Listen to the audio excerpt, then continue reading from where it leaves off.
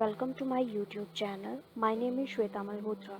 In this video, we will discuss about some professional smart editors like Eclipse and Intellij. Although in the market there are a number of editors are available for different languages, but most of the automation engineers and the Java developers they either use Eclipse or Intellij. So in this Java series, I would prefer to use Intellij. So let's see how we can get all these editors. So this is the official website of Eclipse where you can download the installer and the older version of the Eclipse. This is the latest version of Eclipse, and just by clicking on the download you can download the installer. But if you want to download the older versions of editor, then just you can click on the download packages, and here you can see the Eclipse is available for the different type of languages like Java and web. If you want to develop the web applications for C and C++, and for the that is also available for the PHP language, Python, and that support a number of languages. And on the right hand side here you can see older versions are also available. If you want to download any specific version, just click on that and you can download the Eclipse. And Eclipse is also available for all the operating systems like Windows, Mac and Linux operating system. And if you want to download this particular editor, click on this one, and that is available for 32-bit as well as 64-bit. In installer, that will display the list of all these options for the different languages, and you can install the editor for the specific language as per your requirement. I have already downloaded both the installers for the Eclipse and Intellij. Okay, so how we can install that? So it is very simple. Just you can click on this one and click on open. So here the Eclipse installer that is providing us the n number of options, like for which language you want to install the editor. So over here in our case we required the Eclipse ID for the Java developer, so just you can click on that and just click on install.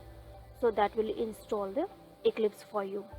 Okay, so in my case I have already installed the Eclipse, so let me just cancel this. So this is very simple. Okay, so let's discuss about the another editor, that is Intellij. This is the official website of Intellij. This is the basically product of JetBrains. So Intellij comes with the paid version as well as the community editions. So over here the paid version is for the trial version, that is available for 30 days only, and this is the free version. Just you have to click on the exe, and here we have the two options, the exe or the zip folder. So just you can download this one as I have already downloaded that. So this is the option. Again, installation is very simple. Just you can click on that and open it. It has started is downloading. Here then to click on next.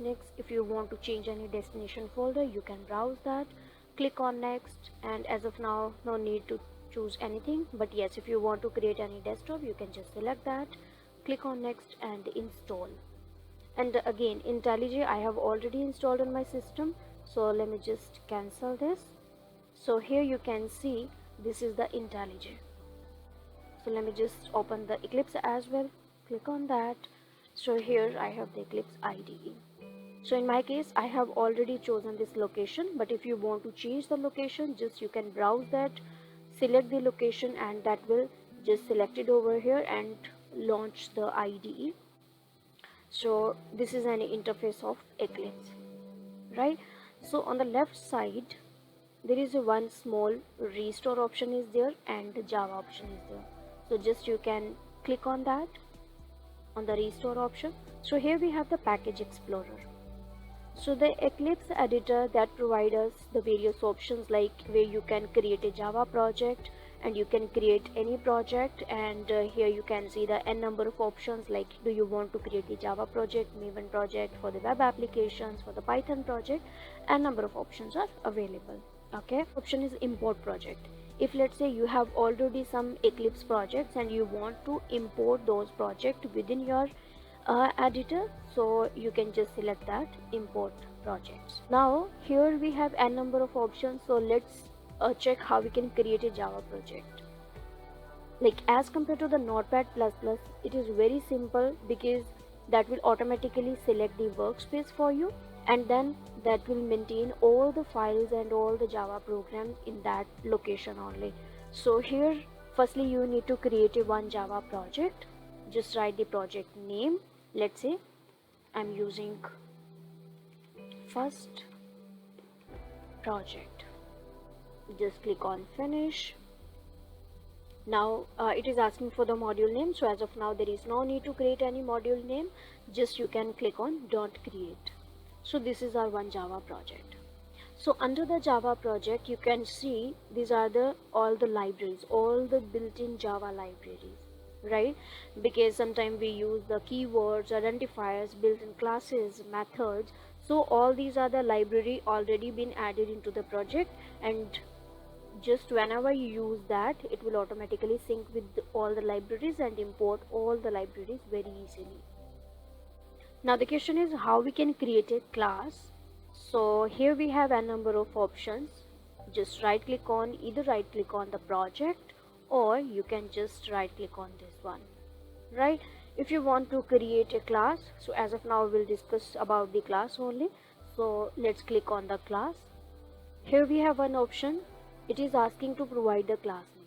So as of now just you can write any name. So Eclipse provides the various option, like do you want to add this line public static void main? Yes. So you can just tick this, finish it. It will automatically create one class for us and add the public static void main method. Suppose I'm writing one statement here, system.out.print, and you can write anything. Let's say hello world. If you want to increase the font size, you can just press the control key and plus key. Whenever we execute the code on CMD, we require the compiler. Like firstly we compile the code, then after that we'll execute the code by using command Java. Then now the question is, do we need to execute the code? How we can compile the code in this editor, or how we can execute the code in editor? So it is very easy, very simple, because the Eclipse itself automatically compile the whole code. As we write the code, it compiles the code. Let's suppose the here semicolon is missing, that is immediately just showing the red wave line. Okay, so here that is also showing the cross icon and saying that syntax error, insert the semicolon to complete the block statement. So here just you need to put the semicolon, so error is gone. Okay, so this is all about the compilation. So there is no need to use any command to compile the code. It will automatically check is there any syntax error, and that will show the errors and also provide the suggestions to us. Now the next question is like how we can execute the code. So there is no need to execute any command again. There is one just green button, run as. Click on that. It will check whether within this program this main method is available or not. If method is available, then it will start the execution from this method only. And here you can see the output on the right hand side. There is one console. Click on that and you can see the output. Let's make few changes here and again execute the code, and here you can see the output is here. So this is very simple to use the editors. So that's why the professionals use these kind of editors, because they have to cover the maximum task in the limited time.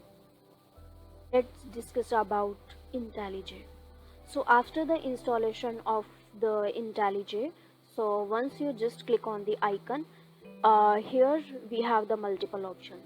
So in my case, I have already created the number of projects, but in your case, whenever you open the Intellij first time, there will be no project. Top right side, there is one option, new project.